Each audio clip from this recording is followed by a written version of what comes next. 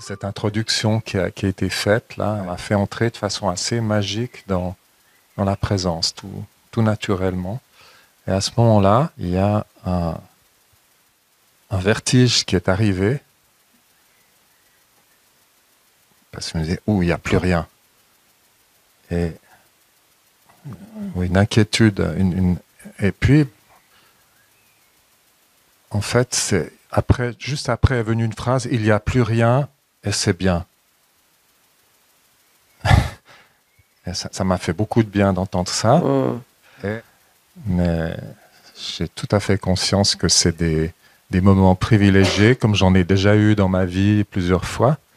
Et qu'après, on revient dans le vieux moi, toutes ces histoires.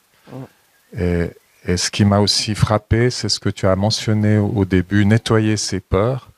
Je me suis dit, voilà, ça c'est quelque chose que j'ai pas encore vraiment bien su faire, ni su comment faire.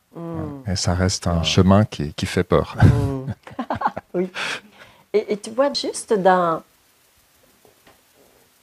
comment tu l'appelles, le rien, Ouais. immense.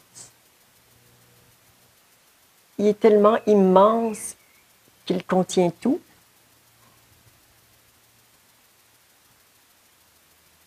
Y compris ton mental, qui est amoureusement invité juste à se déposer dans ce vide plein. Pour une petite ablution. Un petit? Ablution, un nettoyage. Juste pour un petit rafraîchissement.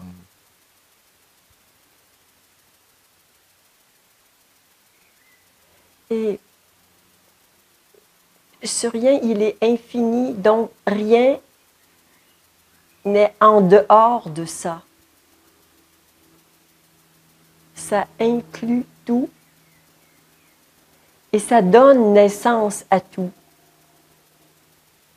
Et ça accueille tout pour que ça meure. Y compris tes peurs. Et quelque chose pourrait être différent en toi si tu étais plus intéressé par ce vide que par les peurs qui en surgissent. Passionne-toi pour ce vide. Et plus tu le regardes, plus il se densifie. Plus il vient au premier plan de ta vie.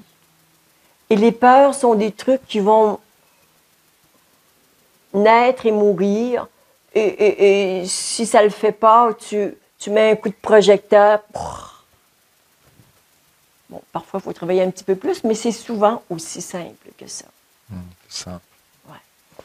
Y compris une idée que j'ai entendue, à savoir que ici, on est au royaume de la présence. Quand on est ensemble, c'est plus facile. Et que chez soi, seul, c'est plus difficile. Je dis, c'est la vérité. Et c'est aussi un mensonge. C'est que nous sommes. C'est aussi un mensonge. Ah oui. Ouais. C'est vrai quand c'est un fait. Mais là, ce n'est pas un fait parce que tu n'es pas chez toi. Donc, c'est une projection mentale, forcément. Donc, là, on n'est pas dans la vérité, on se raconte des mensonges. Ici, c'est ouvert. Tu es présence. Éternellement vide et silencieuse. Et plus tu accueilles, intègres cette évidence, plus elle s'approfondit et moins elle va laisser de place à autre chose si un jour tu retournes chez toi.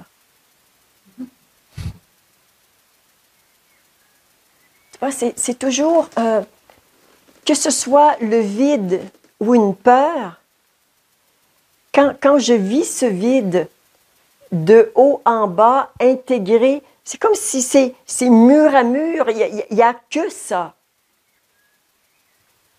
OK, le vide, c'est tranquille, ça se gère assez bien. Bon, arrive une peur. Il y en a, semble-t-il, quelques-unes en attente. OK. Et il y a la peur. OK, la peur. Et là, je deviens totalement la peur. Je suis, mais totalement, mais 100%, je suis complètement cette peur. Pfft, elle disparaît.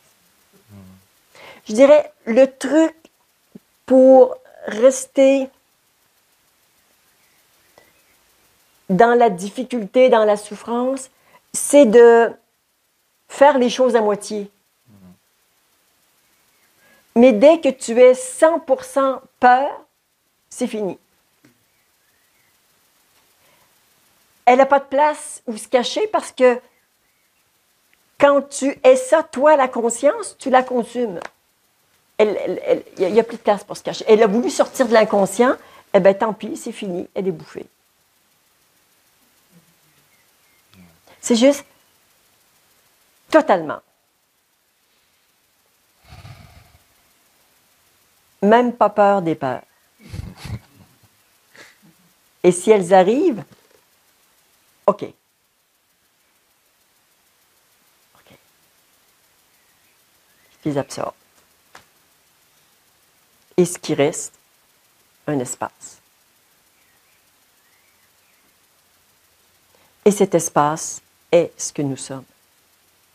Ça partira jamais. On peut fuir cet espace en allant dans le mental, en se racontant des histoires.